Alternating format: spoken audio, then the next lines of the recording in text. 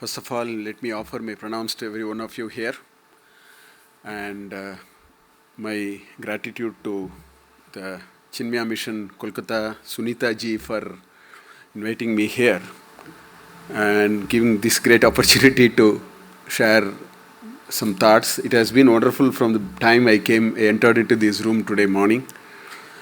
I keep saying this, I conduct a weekly satsang on Sundays, probably for the last 13, 15 years. Every Sunday I do it. So I keep telling one thing to my students who come. I do it between 5 o'clock and 6 o'clock. I keep telling them that there are 1 million good reasons as to why we need not enter into this room. There are so many things to do. You can watch a movie, you can do this, you can do that. Still, there is some reason why we meet here. So I would say the same of this group also. On a Sunday, we could have done several things.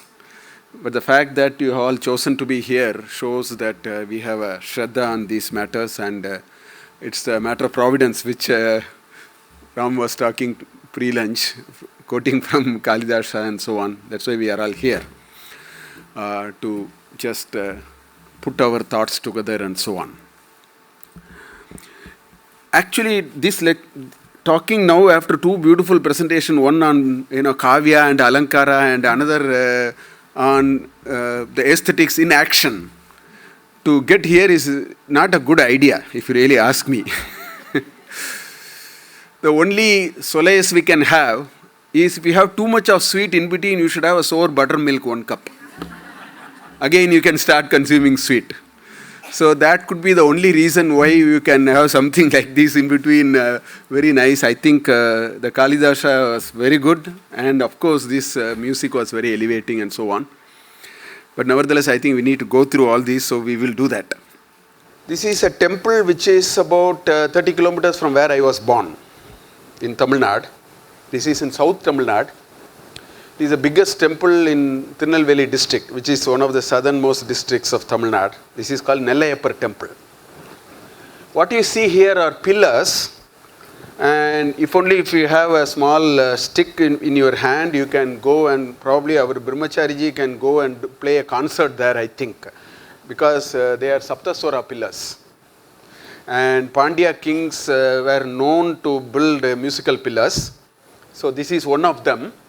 Of course, Madurai Meenakshi Mandir also has musical pillars. When I was a small boy, we used to go and tap. Now they have covered everything with a nice, because the tourist population is so much, the rock would have broken long back. So, whereas this temple is not that highly frequented, so even today you can go and tap and see what is happening here. So this was built in around 700 CE, which is a good 1400 years back, by this Pandya king called Nindrasir Nedumaran. These Pandya kings, there are a few temples. I think Suchindram temple also has musical pillars. So this culture of building musical pillars, temples were actually the place of everything in our culture. Everything thrived in temple, whether it was science, whether it was aesthetics, whether it was physics, whether it was sound engineering, whether it was, you name anything. You will find everything, the culmination, all of them were in temples. So when we go to temples, particularly South Indian temple, it is true of North Indian temples also. Since I know a little more about South Indian temples, I am referring a term South Indian temples. You should spend more time to see there are a whole lot of intricate things in every temple. There is astronomy, there is aesthetics, there is engineering, whatnot. Just think about it. In this, there are a cluster of 48 pillars. Each one of them is a cluster of 48 pillars. And there are 63 such pillars. And all of them are not made with individually and with Fevicol or something, or Feviquick. They have not stuck anything. It's a single stone. The single stone has been very intricately carved to get these shapes and length and so on. As we know, carving stones is a very difficult thing. It can easily break, and also you need a much harder material to work on it. Today they talk about alloy steels, high-speed alloy steels, etc., etc. So this is just an example I just wanted to tell you. 161 pillars in total that make the musical sounds in this temple. and the surrounding pillars obviously vibrate when one of them is tapped. So I used to ask people, what are all things you need to do it? So somebody told me, sir, you need metallurgy because you need some kind of sharp tools to carve it. Somebody said, sir, we need to know a little bit about sound engineering. Using today's terms, we need to know a little bit about sound engineering because there are some frequencies involved, etc., etc. In every temple we can talk like that. Something or other can be just thought about. This is a dam again in Tamil Nadu. This is the 4th oldest dam, only surviving dam in the world of this vintage. There are only 5 dams they identified. The remaining 4 are not existing. This is the only living dam. This is in a place called Tiruchirappalli, Grand Anaikat. They called it Kallanai in Tamil. This was in the 1st century CE. So 2000 years back, this dam was built by the Chola king Karikala. And in 1804, apparently the British raised the height of the dam by 27 inches. Periodically you can do a whitewash, you can put some blue color, white color, all that we can do. So what I am trying to say, if you look at what is called Uttara Merur transcripts, inscriptions in Kanchipuram, there are detailed accounts of how the water management was done in a very democratic fashion with that village and governance systems and so on. So water management, I'm throwing today's words, they may not have used words like this. I'm saying watershed management. I mean, in this part of the, if you go to the western part of this country, the step wells that you see, which extends in the entire western part of this country, in Pakistan, in Rajasthan, in Gujarat, that's a very beautiful mechanism for watershed management. And I'm told in places like Bihar, there is some Ain and Pine system in which there is a certain way of water, harvesting and management and so on. All these are 1,500, 2,000 plus years old. I do not know whether anybody is able to recognize this. This is the only living fort in the world.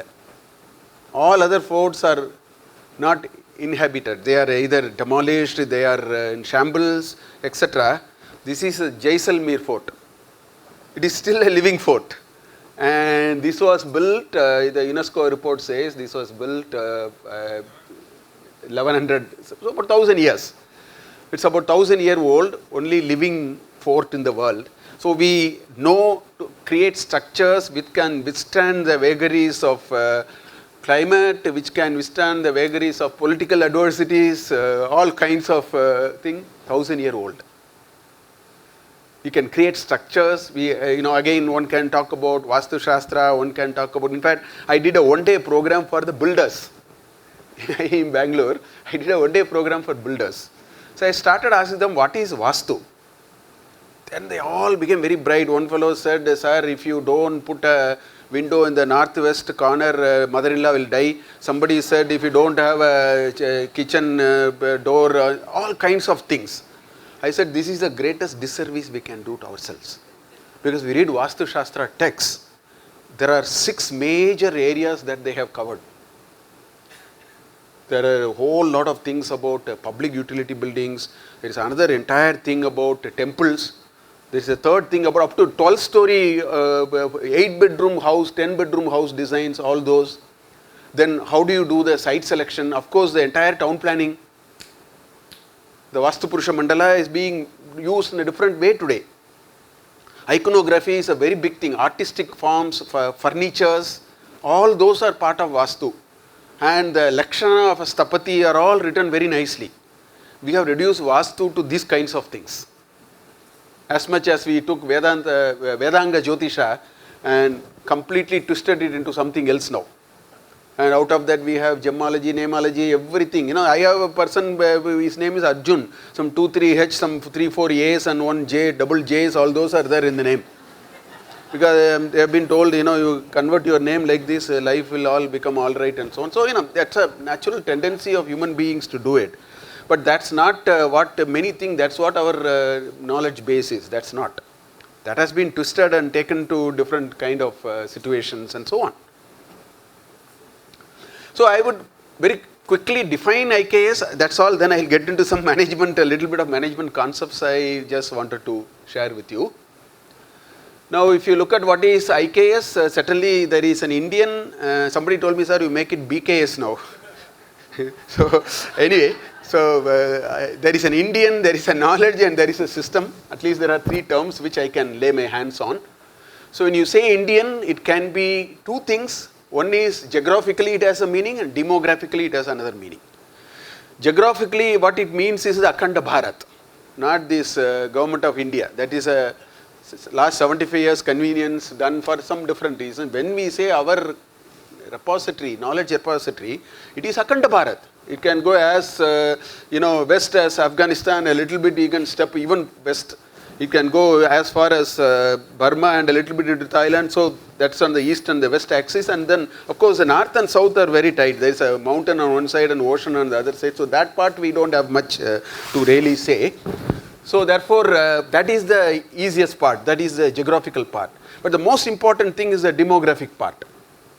I want to make this clear. Indian also means those who are born here, lived here substantively, completely merged into the culture and then, think about what is happening here. Because there is a lot of European translations in the last 200 years. I would call all of them as about IKS than IKS. But it is very hard. Unless you live here, you don't make sense of even certain words. You cannot make the true sense of what is intended of that. It is not about translating it in English and then getting it. Unfortunately, today, the English literature available in IKS is all written mostly by foreigners about which we have no idea. Therefore, I think it has to be those who are fully integrated into our culture. There are quite a few Indians who are born here and who have gone out. So they are not Indians in this definition of the term. That's why that is the demographic sense. So all these travelers' accounts, translations by non-Indians, we can assume all of them as about IKS rather than IKS itself. I think this distinction we have to make. Somehow we have taken that as granted. We think, if Max Muller said something, probably that's what it is. I think it's very important for us to really understand. It's impossible for anybody to make such substantive and informed knowledge of things without being part of that culture, living there for a substantive period of time. I think we have to be very clear about this. So that's why the demographic part is very important. Of course, knowledge is always inherent to every society in every part of the world. I don't think it's only the exclusive domain of a particular country or a particular thing. Knowledge is always something which is synthesized out of experience, out of experimentation, out of trying to make sense of whatever it is out of experiences, analyze, validate. I think every society does it. This society also were very good in it, and all that together form knowledge. The only thing that I would say is something peculiar and characteristic to our culture is that quite a bit of knowledge can be in oral form. It need not be written. Lipi may be there, but it may be oral. UNESCO has, of all the heritage sites, generally when we say heritage sites, it's all some old buildings, some structures which are living or partly living and so on. Whereas Veda is a heritage, UNESCO heritage. The Shabda is a heritage. Because our knowledge is in sound form, in oral form, it may have its own lipi. Still it is in oral form. So when we say knowledge in this country, it can be oral, it can be in a written form, right? And it can very comfortably tread on all the three dimensions of spiritual, religious, and I use the word secular. What I mean is for day-to-day vyavahara, whatever we need. All that are the different domains of knowledge. I think this society also created a good amount of that kind of a knowledge, and that's the knowledge part of it. Then of course one can say system. As we know, system is a very structured methodology by which we want to put them, classify them, so that we don't have ambiguity in understanding what it is and so on. And in our Vedic repository, we have what is called Chaturdasha Vidyasthana and those kinds of structured mechanisms to make sense of our corpus and so on. I will just show one classification which we attempted while writing the book. So when you say Indian knowledge system, it can be literary or non-literary. Broadly, one can take it as two components like that. On the literary, you can say Sanatan Dharma and other Dharma. You have Buddhists, you have Jaina, later other, Sikh and all that has also come. So you can say Sanatan Dharma as one corpus. The other dharmic traditions are also there, right? And within Sanatan Dharma, there is a core literature and there are other literature. So let me little bit explain that. See, in the core literature, you have what is called Chaturdasha Vidyasthana, the Vedas, the Vedangas, the Smritis and the Shad Darshanas, the Itihasa and the Puranas. All these form what is called Chaturdasha Vidyasthana, right? There is a 14-part classification in which one can, do all that. Of course, there are a lot of works of several religious leaders and philosophers which are drawing out of this corpus and talking about that. So all those we can call roughly as the core literature. In the other literature, we have everything that you can ask for. Professor Ramasubramanian will definitely now talk about science and technology and what kind of work he is doing in mathematics and so on. So we have on engineering and technology, alchemy, right? We have health, wellness, psychology, public administration. You have the Arthasastra, code of living, the entire Smritis and all those that we have, Dharma Shastras and so on. So there is a whole lot of things. There is the reason I have split it in these two parts is, again, there is a huge misconception for a lot of people in India, for the Indians. Moment you say Indian knowledge system, they think it is only religious. It is only for the purpose of some mantras and pujas. They have not been able to understand that we have created a lot of scientific corpus. We have created corpus, metallurgy, we have done very good things. That's why the pillar which is exposed to the sun and the rain for the last 1400 years, maybe 1700 years, near Qutub Minar is not rusting. Or you go to Konark, Bhubaneswar, you have 350 iron beams are part of the temple. That's what I have been reading. And they are not rusted, they are on the sea coast. You go to a place called Kollur, which is 40 kilometers from Arabian Sea. Mukambika temple, you have iron pillars which don't rust. That means we ought to know a lot of metallurgy. It doesn't happen out of accident. And if you go to Tamil Nadu, you will find in a place like called Kumbakonam, they make beautifully Panchaloha idols, which means you mix 5 metals in a certain proportion and make beautiful looking idols. And what is happening about those idols? We get only 2 types of news. Either the news is that it is smuggled out, or the news that somehow we found one in Australia, we are going to bring it back. These are all 7th century, 8th century idols. So we ought to be good in metallurgy. Where from all these came? Zinc, the world did not know how to extract. Indians knew how to extract. There is a downward drift distillation process through which they were extracted. Because zinc between 500 and 550 degree, if you don't, when the metal separates from the ore and becomes a gas, if you don't take it between 500 and 550 degrees centigrade, it becomes zinc oxide. So you have to cool it and then extract the metal. Indians were doing it. Westerners knew it much later. So there is a whole lot of things which are available in Indian knowledge system. That's why I put it as other. Then of course you have the Buddhist and the Jaina traditions. They were very good in math. In Buddhist traditions you find mathematical works, you find the references to shipbuilding and all that. Because if you look at the Jataka tales, there is a lot of references to sailing and going across and so on. Obviously they have to be good in shipbuilding. In Arthasastra there are 5 different types of vessels which are being talked, and different ways of taxing them for what they have to do with those vessels, which means we are in the know of different sized river boats and ocean boats and things like that. So that means we are in the know of all those. So you have so many references of that which you are able to see when you get into this corpus. Of course, the regional repository will be some 100 times of this, and they are all drawing this and retelling it in the local language, in the vernacular. You draw this entire corpus, improvise it, retell it, add the local flavor to it. That literature is so huge, obviously. At every part of this country, you will find all this literature is also told once again with a lot of local content and so on. So we have a huge corpus of them, which is what I call the regional. So all these are literary, which means they have a lipi. It may be in the oral form, Veda is in the oral form, for example. So it may be a lipi, okay, and it may be actually in the form of some scripts, etc. But we have a very rich tradition, which is an oral tradition. I keep telling my students in IIM Bangalore, this is the only country in which you travel on a road, every 30 kilometers the taste on your tongue will change. In Tamil Nadu, the dosa, if you eat every 40 kilometers, the dosa taste will change. We have so much of diversity. I am sure it is true of Bengal also. It's true of Gujarat also, it's true of Maharashtra also. There is so much of oral tradition. In health, how much oral tradition is there?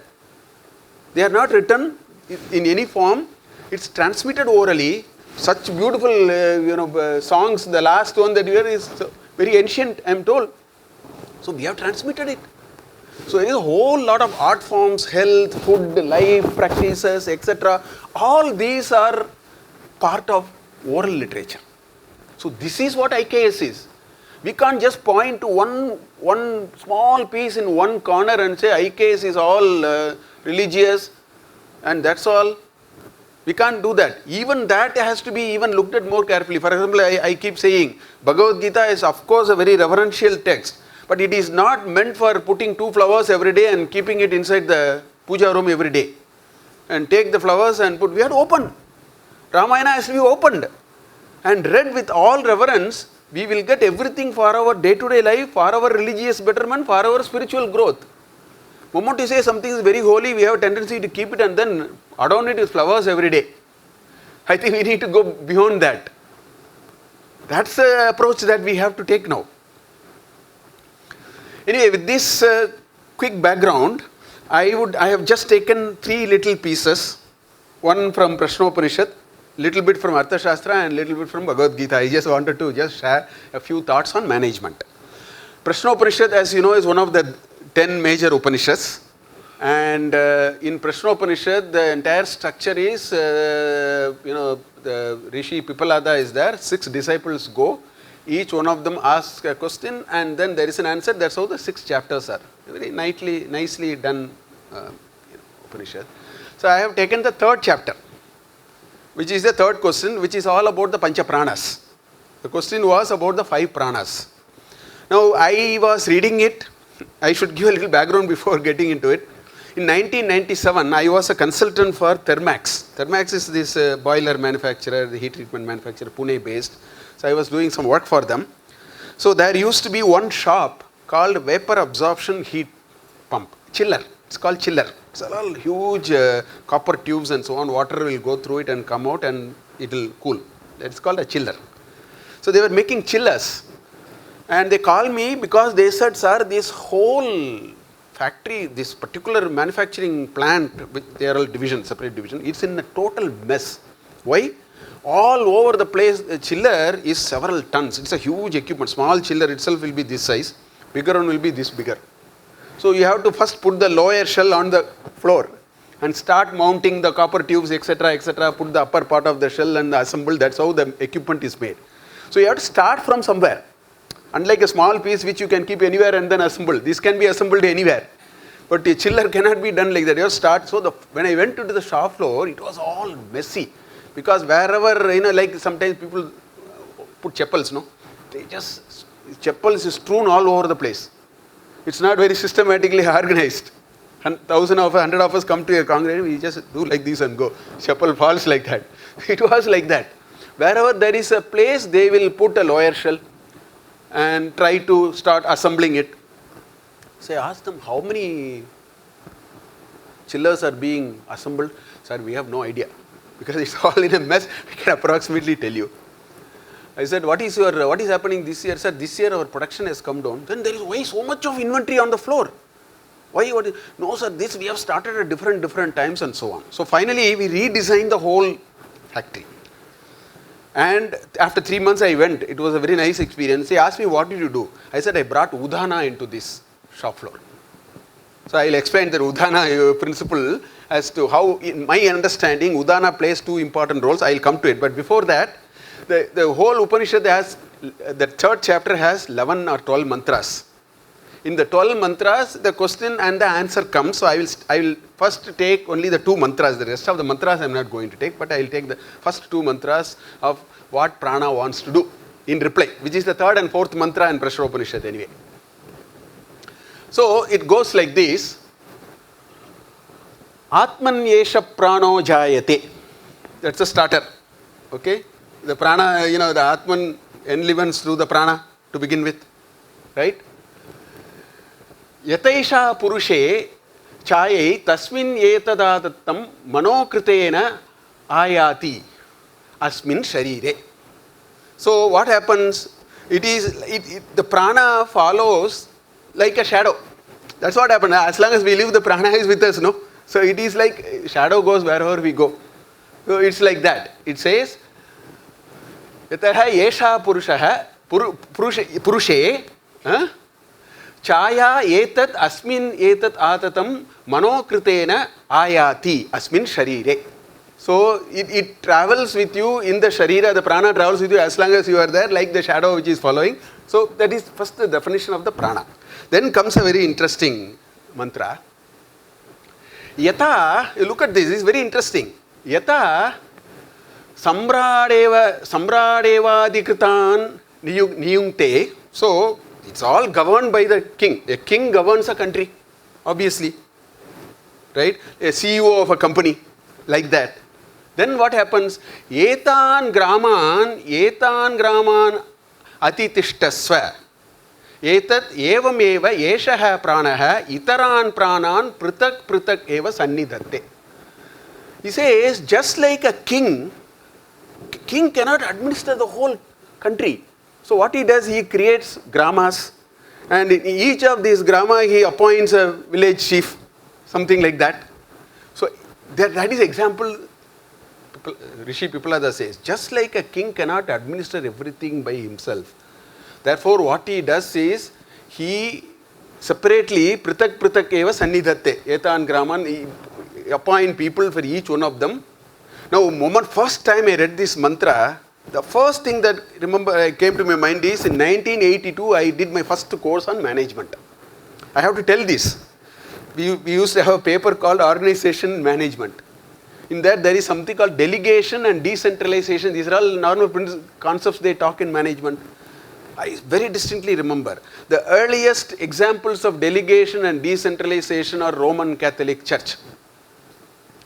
This is what for a long time, until I read this, after that, when I read Arthasastra, I did not, and Arthasastra so beautifully, he says why Amatya is required. The concept of delegation was so nicely brought out in Arthasastra also. So what it is saying, that the very important principle of governance is decentralization and delegation. That's what prana says. Then it says, I create a vyana, udana, samana. I'm not getting into all those independent mantras. All mantras are there.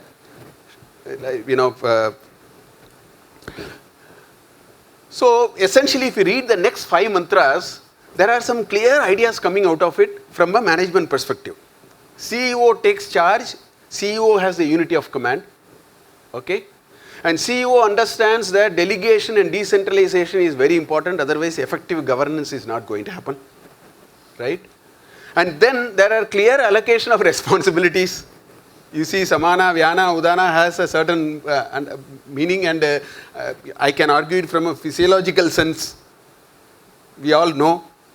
Right? And one needs to handle exceptions. That's where the udana comes. Udana is a very interesting concept. See, udana, ud means up, go up and so on. So the udana vayu has 2 roles. One I call it as tactical role, another is called strategic role. So let me explain both of them. What is the tactical role? What is the day-to-day role?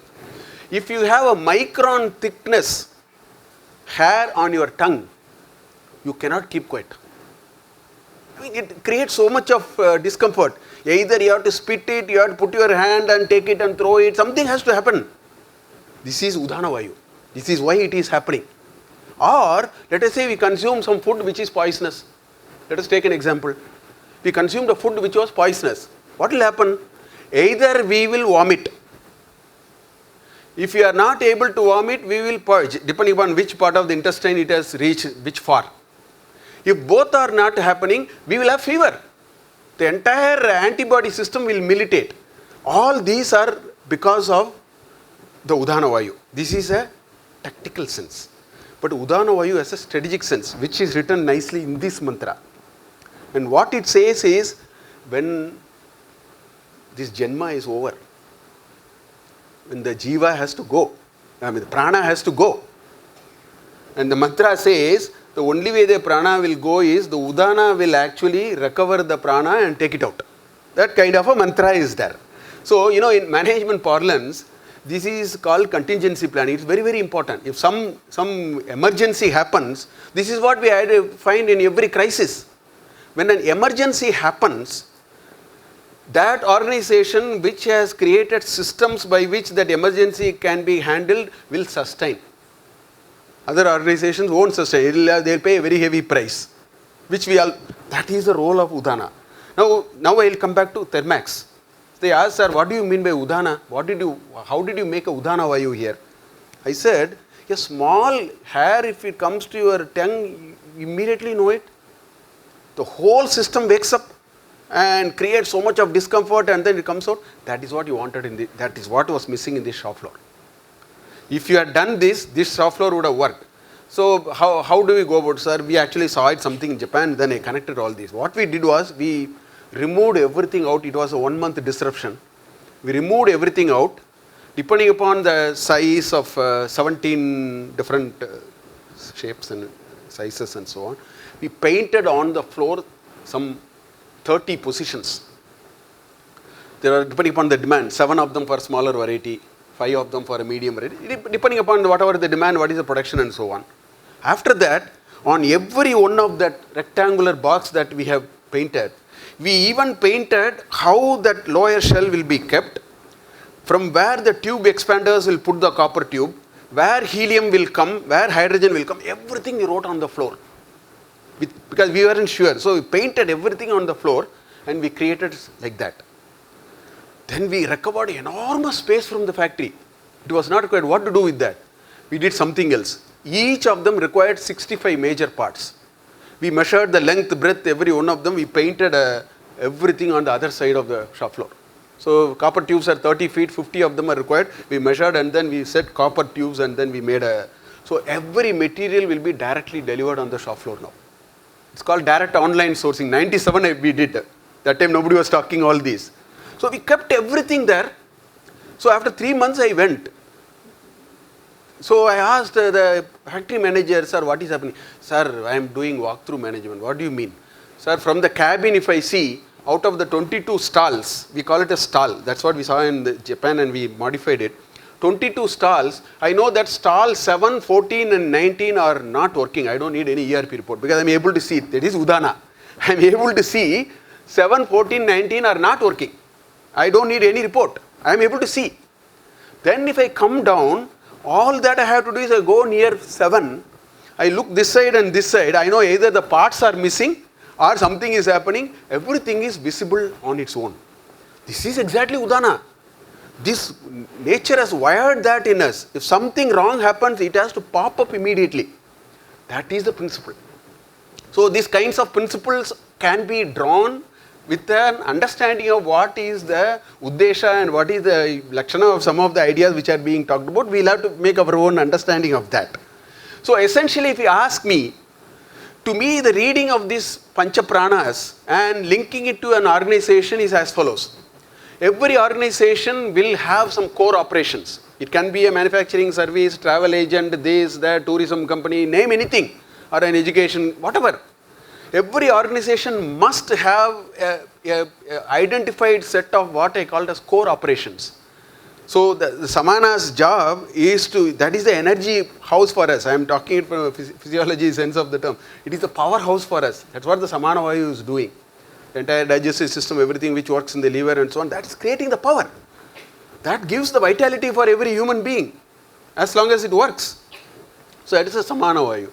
You have the Vyana, which is what carries all these energy to the, that's why, you look at the description, 100 into 101 to Shatam, Ekaikastam, and then you say, Dvasaptatihi, 72,000 I think. 72,000, so 100 into 101 into 72,000, that many branches are being talked about. So that is what in modern terms we call it as every organization requires good logistics and distribution as a key functionality for that to survive. That's the second principle you get out of it. Then you have apana.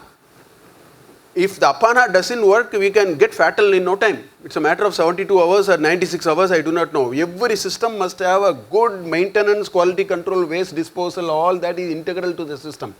How we have to plan it in our thing, we have to think.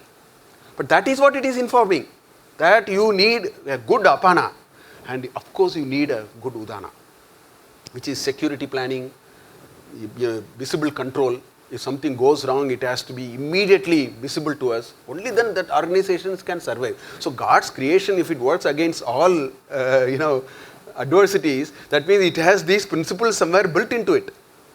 So that is what I thought I will just bring the equivalence of what you can see there to the modern ideas of management, and how one can understand these are the core fundamental principles that characterizes any organization. This is a very important thing that one can draw from Prasnopanishad. Let me move on a little bit into Bhagavad Gita, on which I've been doing quite a bit, and I even run a 3-credit course. Currently it is running, or where we have drawn some ideas and able to connect it to the management. And my disclaimer to my students is never ever try to cook a breakfast with a bunch of sandalwood. So I say the attempt, never go with the assumption that Bhagavad Gita is for management. It is an incidental, just also an additional kind of a thing. I put this disclaimer very strongly with my students because I don't want them to go with that thing. But I want to tell them there are some interesting things for us to reflect on, even to do our management very well. Only from that, so I want to put the same disclaimer here also. We should never use sandalwood for cooking breakfast, but then we should understand there are some incidental nice things which can also come out of it. Now, chapter 1 is hugely informing of what is happening to all management institutions all over the world. If you look at chapter 1 of Bhagavad Gita and up to the 8th shloka of chapter 2, this is only a preamble. Up to that, there is no teachings. It's all Shadimam Mam Prapannam. Up to that is just Arjuna is collapsed. A great personality called Arjuna collapses. So if you trace the events, he arrives at the battlefield. Senayor Ubayor Matye Ratam Stapayame Chuta. He says, bring the chariot, I want to have a look at. That's how the whole thing starts. So, very gentle smile, Krishna brings the chariot. He knows what is going to happen. Sri Krishna brings the chariot to the middle. So he takes a close look. Sidanti mama gatranim, and all that is there.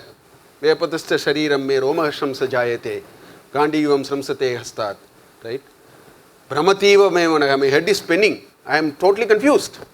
That's the first impression he made. Then he made 4 arguments. And these 4 arguments are hugely informing of what can happen in an organization. Very beautifully, that's the contribution of chapter 1 of Bhagavad Gita. He makes 4 arguments. After he makes 4 arguments, he just collapses. He gives up. But I jokingly say, if Mahabharata was today, what he would have done, instead of sitting on the Shoka Sambhigna Manasaha like that, instead of sitting like that, he will take his mobile phone and then call for a Uber and then go away. Fortunately, no Uber and Ola was not there. That was his state of mind. He wants to run away from the battlefield. But before that, he made arguments. The arguments are progressively stronger. He didn't make some sada-sida arguments. He actually made good arguments, so to think of it. Because many organizations today actually get succumbed with that kind of arguments, thinking they are very logical. That's the lesson I see in Bhagavad Gita's chapter 1. And then, of course, Sri Krishna comes. In fact, the first 2 shlokas of chapter 2, I say this is called a reverse knockout punch. See, in WWF, you give a knockout punch, that fellow falls. Referee also falls and counts 1, 2, 3, 4 like that. In this case, what happened is after Arjuna fell, Krishna gave a punch and then lifted him. I call it as reverse knockout. Klaipyam masma gamappartha etat toyi na upapadyate. That's what he says. Shudram hride daurbalyam tyaktva uttishta dhanaya. What are you doing? You are so faint-hearted. Get up. So after he fell, he picked him up. That's what happened in the first 2 shlokas of second chapter. So Krishna energizes him, but then he again gets back to Katam Bhishmam Aham Sanke Dronam Chamadusudana, Pujarho Arisudana. Oh, how can I kill? Again he went back to the same thing. He did not get energized. The energy was not enough. We needed 17 more chapters to energize him. That energy, instant energy, was not enough for him. So that is what happened in chapter 1 of Bhagavad Gita. So if you ask what happened in chapter 1 of Bhagavad Gita, he made 4 arguments. First argument is he said all the relations. Acharyaha, Matulaha, Sushuraha, Sambandhinastata, Senayorbayor Madhya, all that he said. He said, Abhi Trailokya Rajyasya Hetuhu, Gnatopi Madhusudana. Even if I am killed, I am not going to. Etanna Hantum Ichami, Gnatopi Madhusudana. Even if I am killed, I am not going to kill him. Even if you say the cause of that is you will have the lordship of the 3 worlds, I won't do. That was the first argument he made. Because he saw all the relatives there and Acharya, Matula, Pitra, Pautra, Sambandhinaha, Sukrud, everybody was there. So he said no. Then he made if that argument is not alright, then he said, Sojanam hi katam hatva sukinasyama madhava. Forget about my personal desire. At least you answered this. By killing one's own people, how can we find that peace of mind? You please answer that. I will not. If you are able to answer that, I am willing to fight. That kind of a question. Then he went on a series of arguments. He said, all these,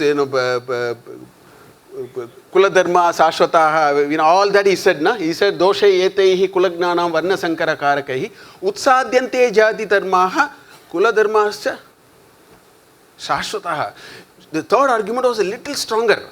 He said, no, you see, war will create a much bigger problem. Actually, first time when I read this shloka, that time Slovakia war was going on, 83, Czech and Slovakia. Actually, you believe me or not, most of what he said I find as the top war crime in every war, whether it is LTT war, whether it is in Kashmir, whether it is Slovakia. Mindless raping of culture. This country has witnessed it for 600 years. So what he said was not Sada argument. He was actually trying to put an argument which looked very convincing at the outset. See, today you look at the Midwest, you look at those 3-year, 4-year boys, you look at their face, you feel very sad. Okay, they are all orphaned and they will all only become terrorists. Because there is no, that is exactly what he said. Kula Dharma, Jati Dharma, everything, Varna Sankara Karakaihi. You create such a mess in the society, do you want to do it? So he was making a slightly bigger argument. The third argument appeared a little stronger than the first 2 arguments. Then he made a 4th argument. He left everything. He said, please tell me how can I kill Bhishma and Drona. He thought, at least the VIPs we can hold on now. It's hard, no, genuinely. Tell me how many of us are willing to kill our own grandfather because we are assured of a kingdom. Who will do it? Please put up your hands. Let me see. So he's not talking something very, at a very ordinary plane like ours, he is bringing a very serious issue. We need to understand, he is bringing an issue which is not non-existent. The issue lacked a framework. That's a different question. He did not see the larger picture of Dharma. That's a different question. That is what Gita is informing us. In fact, in modern organizations, when it comes to decision making, they don't go this far. They don't go to this issue of larger Dharma. That is the point I want to make. Because if he had stopped like what he has stopped, this war would not have happened. And this, Yada Yada hi Dharmasya Glanihi Bhavati, it will have no context. The charm of the entire Sanatan Dharma is that the Dharma alone is supreme. That kind of a perspective is missing in today's conversation in our management parlance. I have been consultant to a few companies for quite some time. So this is what I find. This is what I find in a lot of companies, very similar to what Arjuna went through. There is a huge conflict. What did Arjuna go through? Internal conflict. What Arjuna went through was really an internal conflict. Because he saw his Acharya, his grandfather and his cousin sitting on the other side. So this is an internal conflict. You can't run away from that. So I see a lot of some of the management assignments as consultant I have done. I have encountered very similar things. There is a huge internal conflict for the owner or the CEO. And so that becomes a difficult situation. That is called difficult situation. What is a difficult situation? That which creates internal conflict. Not that which creates something outside. There are lesser known problems. The real problem, chapter 1 of Bhagavad Gita tells you the real problem that people can face is when there is an internal conflict. External issues are there, but they are a lesser magnitude if you really ask me. So there is a difficult situation. Solution is known, it is difficult to implement. I have seen it any number of times in my consulting assignment. Not that they don't know. And the best minds work for maintaining the status quo, which is what Arjuna tried. He said, let anything happen, I'll run away. Status quo maintenance is a big thing in management. Their best minds say technology will not work, people have tried it already, there is no market share, all kinds of arguments they will make. Arjuna also made 4 such arguments. So they try to defend, and the arguments will look, at the outset they will look convincing. Please go and read those 4 arguments and reflect on it. I don't think they are bad arguments. You need a much higher wisdom and a much larger picture of life to resolve that conflict. That is what Bhagavad Gita's chapter 1 informs us today. So those arguments are all very convincing at the outset. So organizations will try to maintain the status quo. They will not rock the boat that easily. This has been the experience, and if this is the route 90 out of 100 organizations are going today, then there is a 90% possibility Arjuna should have given up the war and gone for the same reason. It didn't happen that way. Something else happened. He was shown a much larger principle of life. That kind of an education is very required for us today. Otherwise, we will make suboptimal decisions even in our management. That is my reading of chapter 1 of Bhagavad Gita. So, lack of clarity, that's where Arjuna started. Nitya, anitya, vastu, vichara, if it is not there, viveka is gone. So, lack of discrimination. That's why the first thing he talked about is the nitya, anitya, vastu, vichara. Shlokas, first 20 shlokas in chapter 2 from 11 to 30 is only about that. So, lack of discrimination, less questionable about mindset. Today, if we don't challenge our mindset, no progress. We should not challenge mindset for the sake of it, but for a larger principle and a greater reason. That was missing in the whole argument. More defensive, he became more defensive. He became hridaya daurbalyatva, faint-heartedness. He became so weak. Somebody who can fight enemies with the left hand, his adjectives are all very interesting adjectives. And such a person says, I will run away. That is called hridaya daurbalyam. That's why Krishna said, Klaibyam masma gamma partha. Why are you behaving like a eunuch? Don't do that. Get up. You have a much larger purpose to achieve. That much he said. Even then he said, Katam bhishmam aham sankhe dronam chamadusuna. That's what he come back again. Even after that. Bad decisions. So the chapter 1 of Bhagavad Gita says how to make bad decisions. Therefore, we should, by knowing it, we should know how to avoid bad decisions rather. So that's something which I wanted to sort of... Well, there are many principles. I will just take 1 or 2 because this is something which is very close. Today morning he talked about it when he brought one of the shlokas in Shakuntala also. The Roshanataya and Masma is exactly the same thing. You can easily react to situations. I mean, this is the greatest leadership trait I have ever come across in all my leadership reading. It started with matra sparshast kaunteya sitoshna sukha dukkataha agamapayino anityaha tam titikshasva bharata. Titiksha is the greatest variable or the component for leadership. If people don't have titiksha, they are not going to go anywhere. And so many shlokas, chapter after chapter. In this chapter itself, there are 4 shlokas, 5 shlokas are there. Samatvam yoga uchyate. He even defined that is what is yoga itself. What is your being in yoga state? Samatvam yoga uchyate. Siddha asiddhayo samo bhutva. Samatvam yoga uchyate. That's what he said in the same chapter. Look at, this is a very nice thing. Look at what is happening here. Sukha dukke same kritva labha labho jaya jayo. Tatho yuddha yujyasva. Naivam papam avapsese. We will go to the second line first and then go to the first line. What is he saying? Tatho yuddhaya. You fight in this manner.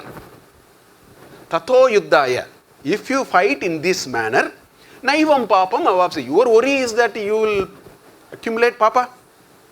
So if you fight in this manner, then naivam papam avapsese. What is that manner? That manner is available in the first line. In that we have to go from right to left. See, every activity, yuddha is an activity. Every activity will have an outcome. Nobody can stop it. This is like an arrow which is released. You can't take it back. Aur chabi karke dal hum rakhenge to it will keep on going. So every activity will result in an outcome. So the outcome can be success or not success. I will give you a medical example that's much easier to understand. Doctor operates the operation is success, patient can die. It's quite common. There is a dilemma, there is a zone of interpretation, there is a zone of discretion, all that happens. A patient may be successfully operated, the patient may die. Quite possible. So the operation is success. So an outcome can be success or not success. That is Jaya and Ajaya. But then whether it is useful or not is only when you see whether it is Labha or Alabha. So the operation is successful, but the patient died, there is no Labha. Or let us say I am a marketing personnel. Last year I did 10 crore of business. Last year. This year I have done 12 crores. Good or bad? It depends on what the target you set me. If you set a target of 11.5 crores, I have done well. If you set a target of 14 crores, I am a failure. So there may be a success in your action, but that depends on the outcome. It depends on the assessment. The assessment is based on some performance metrics. That's why Jaya, Ajaya is one world of duality. Labha, Alabha is the next level of duality. After that only you are feeling you are happy or not happy. So it is a 3-stage process. So what is Krishna saying? Sukha dukkhe same kritva, labha labho same kritva, jaya jayo same kritva, tato yuddha yujyasva naivam papam avapsasi. That's what he is saying. Develop that sense of equanimity, mental equipoise. That is the only way you can succeed, not just in organization, in our personal life also. We have to develop that titiksha bhava. And for a leader, I say this is a very important principle in leadership. I have seen it in several places up to the 14th chapter. Samadukke sukhe kritva labha labho jaya jayo, all these you see here. There tulya priya mitraha tulya nindatma samstuti mana pamanayos tulya sarvaramba parityagi. Last 2 shlokas in chapter 14. Throughout Krishna all the time talks about the need for this mental equipoise. This is not part of any leadership, anything that we talk. We are all told the world only throws good things at you. Everything only good things will happen. If good things doesn't happen, you go into depression. That's the only other alternative. Whereas I say, Prakriti is said, you want Sukha, Dukkha is free for you. Buy one, take one free. That is Prakriti. We have the person, sooner they know it, they are going to be successful in life. Life is a roller coaster ride. How can it be a fancy kind of a thing? That's not. If you want Sukha, Dukkha has to be taken along with that. We don't sell in one. We sell only buy one, get one free model. That is what is called Titiksha. I think that is very important. We don't teach in management any of those. We tell them only good things can happen. We show how to make good things happen. If bad things happen, don't come to us. You go to a psychiatrist. What kind of a thing we do, we don't know. That's why I brought Bhagavad Gita into a little bit of discussion in IIM Bangalore and try to give these ideas and so on. This is the last one I was talking about. Sama dukkha sukha swastha samaloshtasma kanchana mana tulya priya priyo dhiraha. These are all very common. I have seen in every organization. Poor leaders, you know what they do? In fact, I say there are 2 attributes of leadership. You need leaders has to be magnanimous. Magnanimity is very, very important. Generosity is very, very important. If these 2 attributes are not there, they will not make leaders. I mean, by virtue of being the number 1, they are all called visiting card leadership. I am not talking about visiting card leadership. I am talking about true leadership. True leadership requires generosity. Okay? So, I know people, tulya priya, apriya never happens. If I like you, whatever you say, I will take. If I don't like you, whatever you say, I am going to. There's a lot of people are like that. I don't know why they practice this management, I don't understand. Krishna says, don't do that. Priya or apriya. But the most frequently encountered was this. Tulya mitra aripakshayo. I have attended these meetings, conference room. Moment you say something, I don't understand the statement directly. I find out whether you belong to my camp or opposite camp. Based on that only my comprehension changes. You would have told one sentence which would have been a very sensible sentence. But if you are in the opposite camp, I understand it differently. What nonsense is going on here? So Krishna has identified such kind of many things to say this is a very important element of leadership. This is such a beautiful shloka. One doctor from Indore writes to me, sir, only because of this shloka that you have been talking in great detail, I have completely trained all our, some 6,000 people, he says, I have trained, because we are all on intensive care unit. You may have a lot of stress as a patient. You don't know how much stress we have on the other side. He says intensive care unit is very difficult. But Daivam Chaivatra Pancham is what is keeping us through. This is a very beautiful framework. Krishna says 5 elements are required for success in work. People thump the desk, I have put all the effort, I need the results. It doesn't work like that. That means we have not understood the reality. So Krishna says, Adhishtanam, you need a basis. In management terms, you need a mandate. Somebody has to mandate you for doing something. Otherwise, you have no license to do things. That's called mandate. Somebody has to empower you, give you a budget or something and say you have to do it. Chandrayaan 3, some budget is given. And somebody is made the project director, only then it will work. So Adhishtanam, Tata Karta, right? You need a champion. The project director for Chandrayaan 3, Veeramuthuvel or somebody, you need somebody to hold and inspire people and take along with you. That's a Karta. That's the second element of accomplishing something. Karanam cha pratak vidam, you need different gadgets. Today all kinds of software, hardware, all kinds of are required for succeeding on anything. That is the third thing he talks about. Then vividhascha pratak cheshtaha. Cheshta, I would, in the management context, I'll say business processes. You need a lot of business processes. There is a process of customer, addressing customer queries or getting a new customer order. There is a process. So we need all those business processes. Vividaha pratak cheshtaha. Today we say only that. Krishna says, Daivam cha atra pancham. After you do all that, somebody rolls the dice. And then finally, that is required for something to happen. Now, when you talk like this, many projects, sir, I think you are bringing a lot of other things and so on. So my argument to it, what is, I asked them, what time will, 9 o'clock flight which took off from Delhi reach Bangalore, I asked them. Then they all look at it, sir, there is a 30% chance it will come on time. That is the Daivam. I said that is called Daivam. The entire probability according to me is Daivam. We have characterized Daivam in a mathematical construct called probability. What is probability? You don't know. You are trying to make a little sense of it in a particular way. Or, if you do a regression equation R square, there is something called R square. Explained variance, unexplained variance. 1 minus R square is unexplained. 1 minus R square is unexplained variance. Why do you need a term R square? Because there is a Daivam. You can only guess, maybe it will explain 30% of what I observed. Remaining 70% I don't know. So we use Daivam in a big way. We never understood it. Krishna brought it very nicely. He says in everything that we do, there is an invisible hand. That also adds to your action. So thumping the desk said, I have done everything, so I want the results is according to me very foolish. That means we lack basic understanding of the reality. That's what Krishna is bringing through. I can give you examples. What is the probability of 9 a.m. flight lands in time? Have you carefully read the weather forecast statements issued? There are 3 people who are very identical. An astrologer, a stock market consultant and a weatherman. The dress looks different, but all that they say is only Daivam. Because I don't know whether it will happen or not, but everybody go after it, that's okay. That's what it is. You can guess up to your point. You should have the wisdom to understand it and take it in a particular way. That is what Krishna is saying, Daivam cha atra pancham. Yeah? So R square, and what do you understand by the term R square? Explain variance. What do you mean by explain? Why you cannot explain everything? Because Daivam. You cannot explain everything. Even what you explain is a very statistical quantity. Beyond that, I don't know what to say about it. This is the last thing I want to tell, bring about from Gita. It says, a very beautiful sloka, Devan bhavayata anena te deva bhavayantuvaha parasparam bhavayantaha shreyaha param avapsya. This is an axiomatic statement. Parasparam bhavayantaha shreyaha param avapyate. This is an axiomatic statement.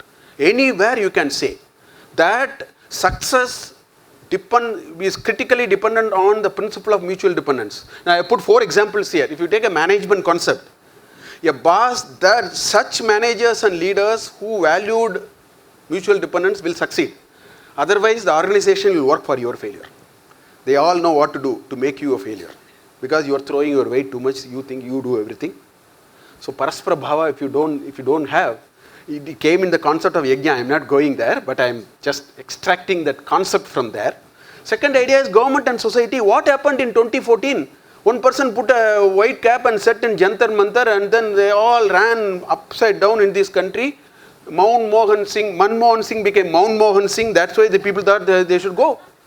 So government and civil society are mutual dependent. They don't have ultimate power. If they miss it, if they misuse it, they will be punished strongly. Recent history is saying that to us. So government and society. Man and nature. One fine morning in 3 hours time, a place called Kedarnath, clock was wound by 150 years in 3 hours. One flood came and sorted out everything and took it back to 1863. It needed only 3 hours to reset. See, sustainability, little bit nature and all that, I sometimes give lectures. So once in RSS Bangalore, they called me. So I came. They said, Professor Mahadevan is going to tell us how to protect nature. I said, I put my hands together. I said, nature needs no helping hand from you, from ordinary mortals like us. If you have any wisdom, let us protect ourselves. Let us talk that. This is the Western preoccupation. Let us protect nature. You can't protect nature. It is impossible. If possible, protect you. Honor mutual dependence. Living and non-living entities. There is an intricate relationship between them. I mean, even in the less living entities, Mani very beautifully brought. In Vastu Shastra also such shlokas are there. When you cut a tree, before you put up a building, what kind of prayers we are making, what kind of commitments we are making of how we actually intone for it. It is there in Vastu Shastra also such shlokas I have seen. Because we have understood the principle of mutual dependence. This is a very important principle in management, and many managers have overlooked. These ideas are just overlooked. That's all. So like this, there are many more ideas. I just picked a few of them, just to give you a little sense of how we can draw from these texts also. Finally, I will go to Arthasastra. I am sure Radhakrishnan Pillai must have spoken a lot. At the risk of repeating it, I will put 2 cents of mine. If it is saying anything contrary, take his word for what it is. And anyway, I just wanted to simply show you, this whole Arthashastra drives its entire structure from a mantra which came in the middle of the book. It's not at the beginning, 6.1.1. Out of the 15 books, in the 6th book, first chapter, first mantra is the Sapta Prakritis. For some reason, he put it there. Not necessarily, ideally it could have been a little earlier. So what are those? It says Swami Amatya Janapada Durga Kosha Danda Mitrani Prakritayah. So those are the 7 Prakritis, and the 7 Prakritis order is very important. Without one, no point in having 2. And without 1 and 2, no point in having 3. Without 1, 2, 3, no point in having 4. I don't have time to explain. It's a very interesting concept. You can't have a treasury and Amatya and let us think about it. No, it doesn't work like that. If a startup, you will find it so interesting. Why this order is extremely important. With a startup, you analyze, you will get it easily. Even in an organization, you can get it anyway. So this is what it is, that the Sapta Prakritis are there. When I was reading it and trying to make sense of it, the first thing I found was it has perfect mapping to modern day multinational corporation. Every element here is tightly mapped to today's large multinational corporation. So I will show you first that. This is what it is. To me, for everything that you see here, I see an equivalent there. If provided you know the first principle, Durga is not a fort. You should not understand Durga as a fort. Durga is something which protects you. Today the protection comes through IPR, patent, regime, etc. etc. That is a Durga for a corporation. You have to understand from the first principles. And then it will make a lot of sense. So you have the owner, okay, whatever limited company, private limited partnership, whatever it is, there is a notion of ownership. In a public limited company, the majority share owner may be technically the owner in some sense. 60% share is whatever. Then you have the key personnel. And who are the key personnel? The CXOs and the board. They are the Amatya's equivalent. That exactly what Amatya Arthashastra is talking about is what they are doing actually in a modern corporation. The roles, Amatya has 2 roles in Arthashastra. One is a role of an executive, other is a role of advisor. So you have a non-executive and executive role for Amatya in Arthashastra. That's what you see in modern day corporation also. You have board, you have CXOs and the consultants. That is the Amatya.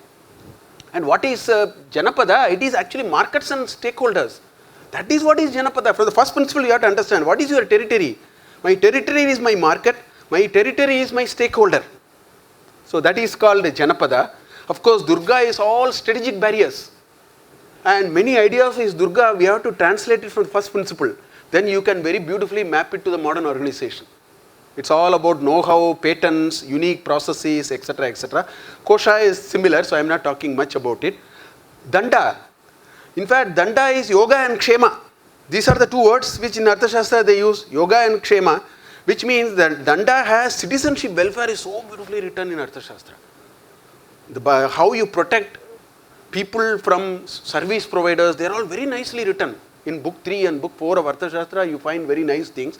So today we have the compliance, the controls, the welfare, accountability, all these are actually the danda. They are the deterrents for the organization to survive and grow properly. Then of course you have the mitra. Mitra is the entire collaborators and competitors. The circle of kings and all that you see, it has everything.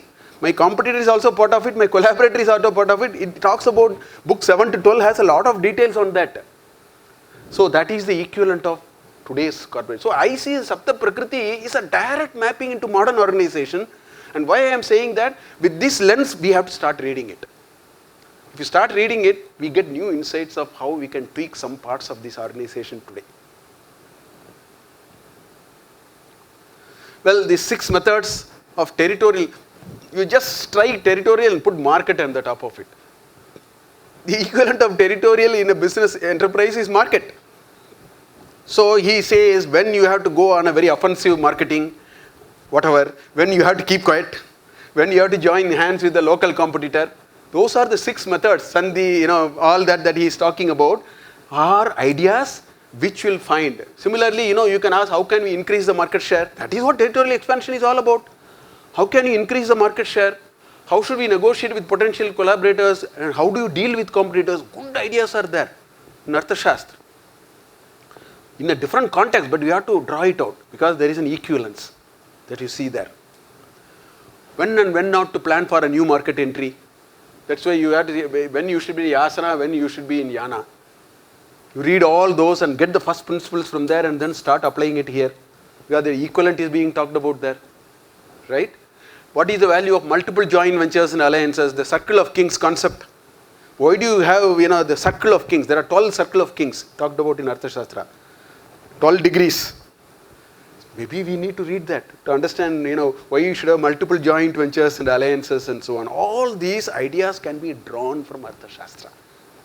A text written 2300 years back has so much detail. Arthashastra, of course, tax planning, financial planning, absolutely fabulous ideas. Some of them are not agreeable, but we can always leave it. As time passes, so many things happen.